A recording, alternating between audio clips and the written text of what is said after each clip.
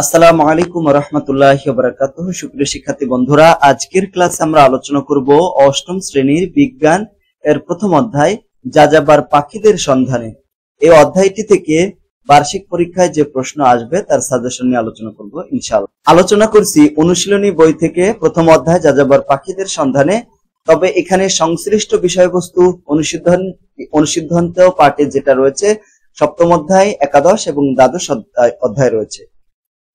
প্রিয় শিক্ষার্থী বন্ধুরা, আমাদের কাছে সকল ক্লাসের সকল সাবজেক্টের সকল অধ্যায়ের শীট পেতে হলে 01620103495 এই নাম্বারটিতে হোয়াটসঅ্যাপে বা ইমোতে যোগাযোগ করলে আমরা স্বল্প মূল্যে আমাদের কাছ থেকে এই শীটগুলো নেওয়া যাবে। ওকে, তো আমরা শুরু করি। প্রথম আমরা শুরু করব হচ্ছে সংক্ষিপ্ত প্রশ্ন উত্তর প্রশ্নোত্তর দিয়ে। ঠিক আছে, তো সংক্ষিপ্ত যে প্রশ্ন রয়েছে, প্রথম যে প্রশ্নটি সেটা হচ্ছে পরিযায়ী পাখি বা অতিথি পাখি বলতে কি বোঝায়, কাদেরকে বোঝানো হয়? তো যে সকল পাখি পরিযানে অংশগ্রহণ নেয়, অর্থাৎ বিশেষ একটি ঋতুতে এক অঞ্চল থেকে অন্য অঞ্চলে পাড়ি জমায় এবং নির্দিষ্ট সময় পর ফিরে আসে, তাদেরকে পরিযায়ী পাখি বা অতিথি পাখি বলা হয়। আমরা কিন্তু অতিথি পাখির সাথে পরিচিত, তাই না? প্রতি বছরই শীতকালের দিকে বেশিরভাগ সময় আমাদের এলাকায় অথবা আমাদের দেশে বিভিন্ন দেশ থেকে পাখিরা আসে বংশ বৃদ্ধি করার উদ্দেশ্য অথবা খাবারের উদ্দেশ্যে আসে। ঠিক আছে, এদেরকে আমরা পরিযায়ী পাখি বা অতিথি পাখি বলে থাকি। 2 নম্বর প্রশ্ন, পরিযায়ী পাখিরা কেন আসে? তা আমাদের দেশে শীতকালে শীত প্রধান দেশ থেকে আসা পরিযায়ী পাখিদেরকে দেখা যায়, আবার গরমকালে তারা তাদের নিজেদের দেশে ফিরে যায়। এই পরিযায়ী পাখিদের আসার মূল কারণ হচ্ছে খাদ্য সংগ্রহ করা। আমাদের দেশের উত্তরে রাশিয়া, সাইবেরিয়া প্রভৃতি অঞ্চলে শীতের সময়ে চারিদিকে বরফে ঢাকা পড়ে, তাপমাত্রা শূন্যের নিচে প্রায় 50 থেকে 60 ডিগ্রি সেলসিয়াসে নেমে যায়, মানে শূন্য মাইনাসের দিকে। ঠিক আছে, তো এই অবস্থায় সেখানে পাখিদের খাওয়ার প্রচুর অভাব দেখা যায়, খাবারের। ঠিক আছে, তাই সেখান থেকে দল বেঁধে পাখিরা আমাদের দেশে কম শীতের দেশে আসে মূলত খাদ্যের সন্ধানে। ঠিক আছে, আরো অনেক কারণেও আসতে পারে। এরপরে আমরা এখন যে সংক্ষিপ্ত প্রশ্নগুলো দেখতেছি এগুলো মূলত সপ্তম অধ্যায়ের সূর্য, পৃথিবী ও চাঁদ। এখানে আমাদের এই অধ্যায় থেকে কি কি প্রশ্ন আমাদের করতে হবে? যেমন 3 নম্বর প্রশ্ন, চাঁদের উৎপত্তি হয় কিভাবে? সৌরজগৎ সৃষ্টির প্রাথমিক সময়ে থিয়া নামের মঙ্গল গ্রহের সমান একটা গ্রহের সাথে পৃথিবীর একটা ভয়াবহ সংঘর্ষ হয়। এই সংঘর্ষে পৃথিবীর একটি অংশ উৎক্ষিপ্ত হয়ে পৃথিবীকে ঘিরে ঘুরতে থাকে, যেটিকে আমরা চাঁদ বলে থাকি। এভাবে থিয়া এবং পৃথিবীর সংঘর্ষের ফলে চাঁদের উৎপত্তি হয়। তাহলে আমরা এভাবে যদি আসে প্রশ্নটা এভাবে লিখে ফেলতে পারি। 2 নম্বর 4 নম্বর সূর্যগ্রহণ বলতে কি বোঝায়? যখন চাঁদ পৃথিবীকে প্রদক্ষিণ করার সময় ঠিক সূর্য ও পৃথিবীর মাঝামাঝি এসে পড়ে, তখন সেটি সূর্যের সূর্যের যে আলোকে পৃথিবীতে আসতে বাধা দেয়। এই বাধা প্রদানের ঘটনাকে বলা হয় সূর্যগ্রহণ বলা হয়। 5 নম্বর প্রশ্ন, চিত্র সহ বলয় সূর্যগ্রহণ ব্যাখ্যা করো। তো অনেক সময় উপবৃত্তাকার পথে ভ্রমণকালে চাঁদ এমন অবস্থানে থাকে যে পূর্ণগ্রাস সূর্যগ্রহণের সময় সেটি সম্পূর্ণরূপে সূর্যকে ঢেকে রাখতে পারে না। তখন চাঁদের চারপাশে সূর্যকে আংটির মতো দেখা যায়। এই ধরনের বলয় আকৃতির সূর্য গ্রহণকে বলয় সূর্যগ্রহণ বলা হয়। যেমনটা আমরা এখানে চিত্রটা দেখতে পাচ্ছি, দেখছো? হচ্ছে বলয় সূর্যগ্রহণ। দেখছো একটা রিং এর মতো, তাই না? ডায়মন্ডের রিং এর মতো। তারপরে 6 নম্বর প্রশ্ন, আংশিক সূর্যগ্রহণ বলতে কি বোঝায়? পৃথিবী এবং সূর্যের মাঝামাঝি অবস্থানকালে চাঁদ যদি সূর্যের খানিকটা অংশ ঢেকে ফেলে তবে আংশিক সূর্যগ্রহণ সংঘটিত হয়। এক্ষেত্রে যে স্থানে আংশিক সূর্যগ্রহণ দেখা যায় সেখানে সূর্যকে চাঁদ দ্বারা আংশিক ঢাকা অবস্থায় দেখা যায়। এরপরে 7 নম্বর উপছায়া বলতে কি বোঝায়? যখন একটা বস্তু আলোর উৎসের একটা অংশকে বাধাপ্রাপ্ত করে ছায়া তৈরি করে, কিন্তু আলোর উৎসের অংশ ওই ছায়াতে পতিত হয়ে আংশিকভাবে আলোকিত করে, তখন ওই অঞ্চলকে বলা হয় উপছায়া অঞ্চল বলা হয়। পরে 8 নম্বর প্রশ্ন, প্রতি বছরে 21শে জুন দিনটি বড় হয় কেন? সৌরজগতের নিয়ম অনুযায়ী পৃথিবী সূর্যের চারদিকে ঘোরার সময় একদিকে একটু হেলে থাকে, এর ফলে কখনো উত্তর গোলার্ধে সূর্যের কাছে আসে, আবার কখনো দক্ষিণ গোলার্ধে সূর্যের কাছে আসে। 21 জুন সূর্যের আলো কর্কট ক্রান্তি রেখার উপর একেবারে খাড়াভাবে কিরণ দেয়, ফলে ওই দিনে সূর্যের আলোক রশ্মি পৃথিবীতে দীর্ঘ সময় ধরে পড়ে। তাই এই দিনটি উত্তর গোলার্ধের সবচেয়ে লম্বা দিন হয়, ফলে উত্তর গোলার্ধে প্রতি 21শে জুন দিনটি বড় হয়ে থাকে। এরপরে 9 নম্বর প্রশ্ন, উপবৃত্তাকার কক্ষপথে ভ্রমণকালে পৃথিবী কখনো সূর্যের কাছাকাছি অবস্থান করে, কখনো দূরে। এ ধরনের অবস্থানগুলোকে কি বলা হয় ব্যাখ্যা করো। সূর্য থেকে পৃথিবীর দূরত্ব সবসময় একরকম নয়। পৃথিবী সূর্যের চারপাশে উপবৃত্তাকার কক্ষপথে ভ্রমণকালে কখনো সূর্যের কাছে থাকে, আবার কখনো দূরে সরে যায়। কক্ষপথের যে বিন্দুতে সূর্য পৃথিবীর থেকে সবচেয়ে কাছে থাকে তাকে অনুসুর বলা হয়, আর যে বিন্দুতে সূর্য থেকে সবচেয়ে দূরে থাকে তাকে অপসুর বলা হয়। অনুসুর ঘটে জানুয়ারির প্রথম দিকে এবং অপসুর ঘটে জুলাইয়ের শুরুর দিকে। তারপরে 10 নম্বর প্রশ্ন, প্রতি অমাবস্যা ও পূর্ণিমাতে সূর্যগ্রহণ হয় না, কেন ব্যাখ্যা করো। চাঁদ যদি পৃথিবীর কক্ষপথের সাথে একই তলে থাকে, পৃথিবীকে প্রদক্ষিণ করতো, তাহলে প্রতি পূর্ণিমা এবং অমাবস্যায় সূর্যগ্রহণ ও চন্দ্রগ্রহণ দেখা দিত, ঠিক আছে, যেত। কিন্তু চাঁদ পৃথিবীর সাপেক্ষে প্রায় 5 ডিগ্রি কোণে হেলানো থাকে বা প্রদক্ষিণ করে, তাই প্রতি পূর্ণিমায় এবং অমাবস্যায় সূর্য আর পৃথিবীকে একটা সরলরেখায় সংযুক্ত করতে পারে না, আর যার কারণে প্রতি পূর্ণিমা এবং অমাবস্যা চন্দ্রগ্রহণ এবং সূর্যগ্রহণ হয় না। এটা হচ্ছে 10 নম্বর প্রশ্ন ছিল। এরপরে 11 নম্বর প্রশ্ন হচ্ছে, পূর্ণগ্রাস চন্দ্রগ্রহণ বলতে কি বোঝায়। যখন পৃথিবীর ছায়া চন্দ্রের উপরে পড়ে তখন সংঘটিত হয় চন্দ্রগ্রহণ। সেই সময় চাঁদ, পৃথিবী এবং সূর্য একই সরলরেখায় অবস্থান করে। একই সরলরেখায় অবস্থান করলেও সূর্য, পৃথিবী এবং চন্দ্রের অবস্থানের উপর নির্ভর করে কখন পৃথিবীর ছায়ার চাঁদ সম্পূর্ণ ঢাকা পড়ে, কখনো আংশিক ঢাকা পড়ে। যখন সম্পূর্ণ ঢাকা পড়ে তখন পূর্ণগ্রাস চন্দ্রগ্রহণ বলে, যখন আংশিক ঢাকা পড়ে তখন আংশিক চন্দ্রগ্রহণ বলা হয়। এরকম আংশিক চন্দ্রগ্রহণ বলতে কি বোঝো, যখন সূর্য, পৃথিবী এবং চাঁদ এমন ভাবে অবস্থান করে যে চাঁদের কিছু অংশ পৃথিবীর প্রচ্ছায়া এবং বাকি অংশ উপছায়া দ্বারা আবৃত হয়। যখন চাঁদের কিছু অংশ গাঢ় ছায়ার আবৃত দেখা যায় তখন তাকে আংশিক চন্দ্রগ্রহণ বলা হয়। উপছায়া চন্দ্রগ্রহণ বলতে কি বোঝায়, চাঁদ যখন পৃথিবীর উপছায়ার মধ্যে দিয়ে অতিক্রম করে তখন উপছায়া চন্দ্রগ্রহণ সংঘটিত হয়। উপছায়া প্রচ্ছায়ার তুলনায় হালকা, তাই এই ধরনের চন্দ্রগ্রহণ খুব ভালো করে না দেখলেও বোঝা যায় না। এ সময় চাঁদকে তার স্বাভাবিক বর্ণের তুলনায় হালকা গাঢ় বর্ণে দেখা যায়। পরের প্রশ্নটি 14 নম্বর, অ্যানালেমা বলতে কি বোঝায়। প্রতিদিন একই সময়ে আকাশের একই দিকে সুনির্দিষ্টভাবে ক্যামেরা বসিয়ে সূর্যের ছবি তোলে। সেই ছবিগুলো বছর শেষে একত্র করে একটা ছবি তৈরি করলে প্রতিদিনের সূর্যের অবস্থান সম্পর্কে জানা যায়। বছরের এই ভিন্ন সময়ে আকাশে এই পর্যায়ক্রমিক সূর্যের অবস্থানকে অ্যানালেমা বলা হয়। অ্যানালেমার আকৃতি হচ্ছে বাংলা 4 অথবা ইংরেজি 8 এর মতো, এই যে এরকম হয়, ঠিক আছে, এরকম হয়। ওকে, একটা বড় একটা ছোট হয় আর কি।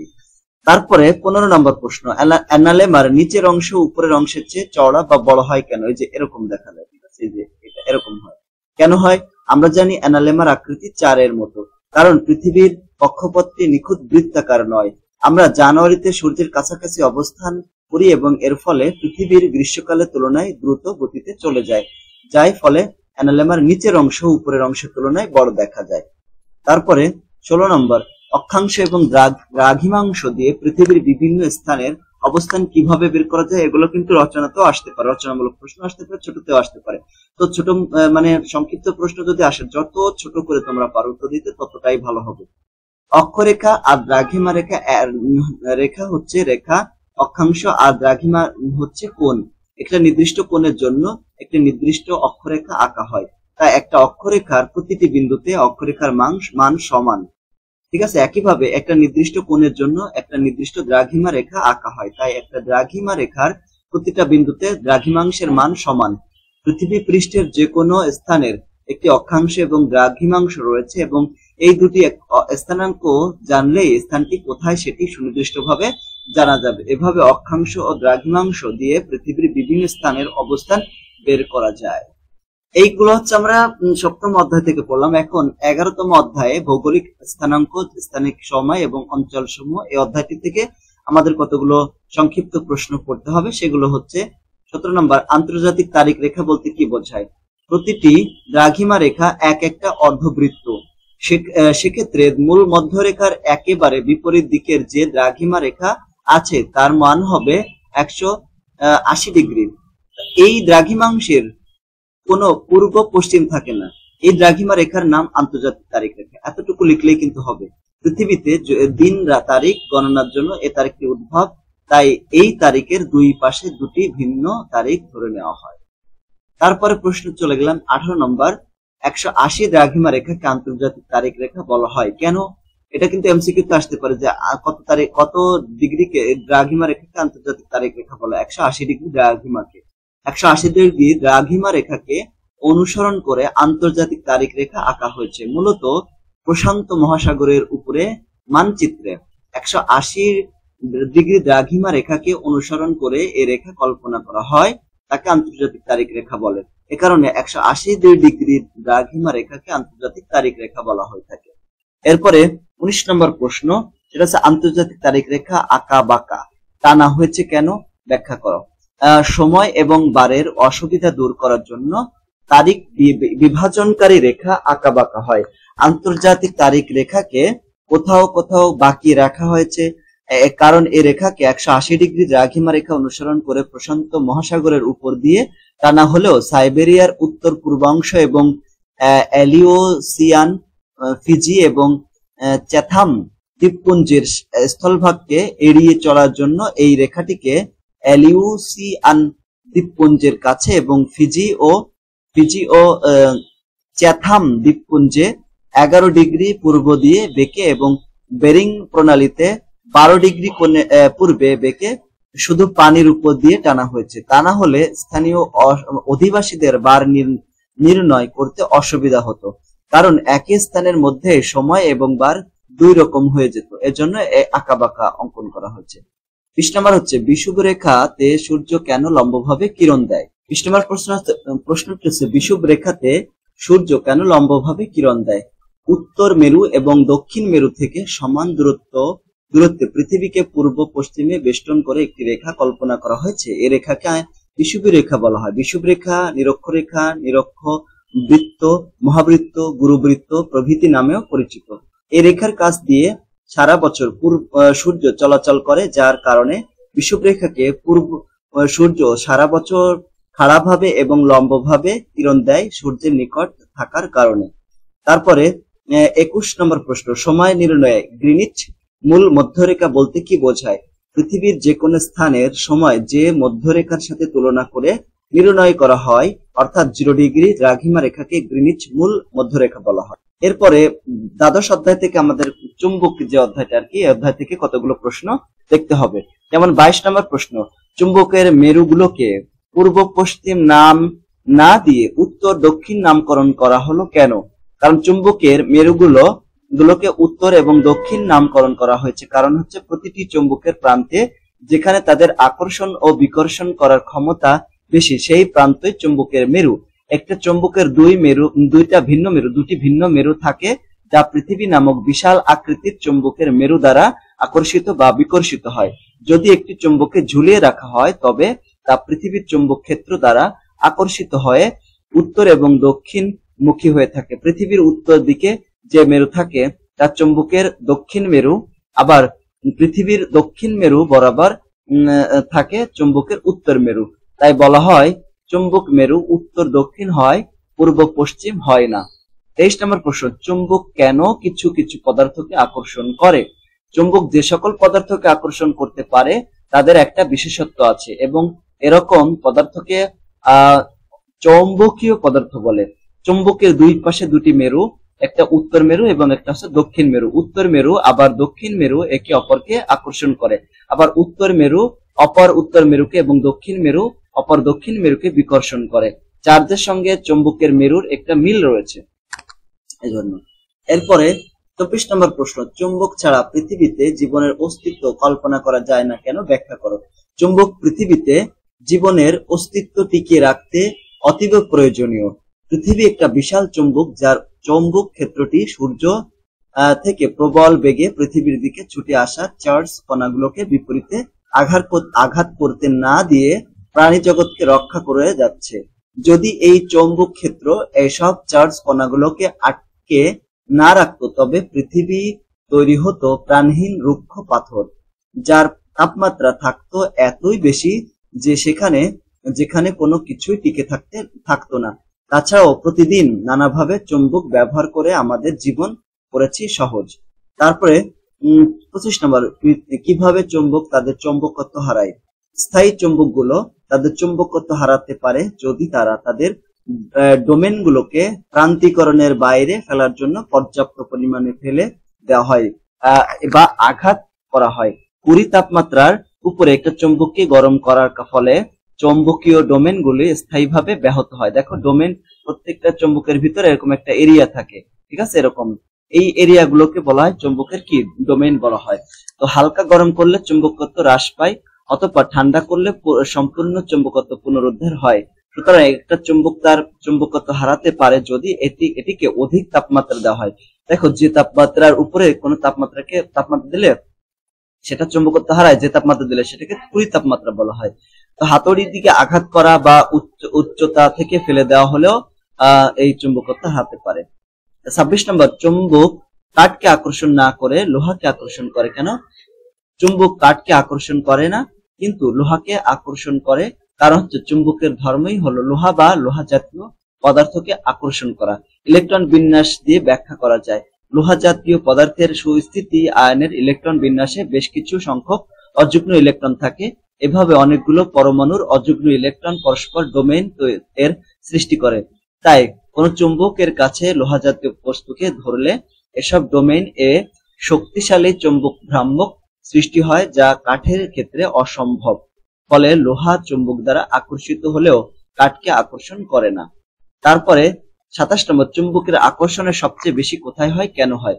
চুম্বকের আকর্ষণ সবচেয়ে বেশি হয় মেরুবিন্দুতে।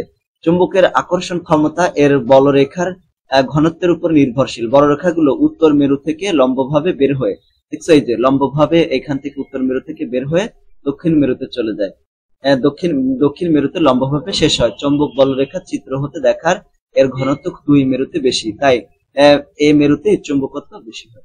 28 নম্বর প্রশ্ন, কম্পাস বা চুম্বকের 2 মেরু সবসময় উত্তর দক্ষিণে মুখ করে থাকে কেন? পৃথিবী একটা বিশাল চুম্বক হিসেবে কাজ করে, তাই পৃথিবীর দক্ষিণ মেরুর দিকে চুম্বকের উত্তর মেরু এবং উত্তর মেরুর দিকে চুম্বকের দক্ষিণ মেরু মুখ করে থাকে। পৃথিবী তার নিজ অক্ষরেখার চারপাশে ও অবিরত ঘুরছে। এই ঘূর্ণনের ফলে পৃথিবীর অভ্যন্তরের তরল লোহা নিকেলের ঘূর্ণন ভূচুম্বক ক্ষেত্র সৃষ্টি করে। এই চুম্বক ক্ষেত্রের দক্ষিণ মেরু ভৌগোলিক উত্তর মেরুর প্রায় কাছাকাছি থাকে। এর আকর্ষণিক কম্পাসের কাঁটা বা চুম্বকের 2 মেরু সবসময় পৃথিবীর উত্তর দক্ষিণ মেরু বরাবর মুখ করে থাকে। ভূপৃষ্ঠে দৃশ্যমান কোন চুম্বক ক্ষেত্র না দেখা গেলেও অদৃশ্য ভূচুম্বক ক্ষেত্রেই এই ঘটনার জন্য দায়ী। 29 নম্বর প্রশ্ন হচ্ছে, দণ্ড চুম্বকটি বৈদ্যুতিক তারের কুণ্ডলীর ভেতরে দ্রুত কিংবা ধীরে আনা নেওয়া করা হলে আমরা অ্যামিটারে কি পরিবর্তন দেখব? একটা দণ্ড চুম্বককে বৈদ্যুতিক তারের কুণ্ডলীর ভেতরে দ্রুত কিংবা ধীরে ধীরে আনা নেওয়া করা হলে চুম্বকটি যখন তারের কুণ্ডলীর ভেতরে প্রবেশ করানো হয় তখন অ্যামিটারে কাঁটা এদিকে ওদিকে নড়াচড়া করবে। কেন? কারণ অ্যামিটারের কাঁটা অন্যদিকে নড়ে উঠবে, অর্থাৎ উল্টো দিকে। দেখো, ঢুকানোর সময় যেদিকে যাবে, বের করার সময় অন্যদিকে যাবে, তাই আর কি। কাঁটাটা অ্যামিটারের কাঁটা কতটুকু নড়বে সেটি নির্ভর করে দণ্ড চুম্বকটি কত দ্রুত আনা নেওয়া করা হবে তার উপরে। যত দ্রুত দণ্ড চুম্বক আনা নেওয়া করা হবে অ্যামিটারের কাঁটার বিক্ষেপ তত বেশি দেখা যাবে। ঠিক আছে? তো প্রিয় শিক্ষার্থী বন্ধুরা, এই হচ্ছে আমাদের এই যাযাবর পাখিদের সন্ধানে, অর্থাৎ প্রথম অধ্যায় থেকে যত রকমের সংক্ষিপ্ত প্রশ্ন করা সম্ভব, যেগুলো হচ্ছে খুবই ইম্পর্টেন্ট, পরীক্ষা আসতে পারে, সেই রকম প্রশ্ন আমরা দেখলাম। তোমরা যদি এটাকে ফলো করো ইনশাল্লাহ 100% তোমরা কমন পাবা ইনশাল্লাহ। আর যদি প্রত্যেকটা সাবজেক্টের প্রত্যেকটা অধ্যায়ের শীট গুলো পেতে চাও তাহলে 01620103495 এই নাম্বারটিতে হোয়াটসঅ্যাপে অথবা ইমোতে যোগাযোগ করলে আমাদের কাছ থেকে স্বল্প মূল্যে এগুলো কিনতে পারবা। সবাইকে ধন্যবাদ। আসসালামু আলাইকুম রহমতুল্লাহ। আর তুমি চাইলে এই নাম্বারে ফোনও দিতে পারো। ঠিক আছে? সবাইকে ধন্যবাদ। আসসালামু আলাইকুম রহমতুল্লাহ।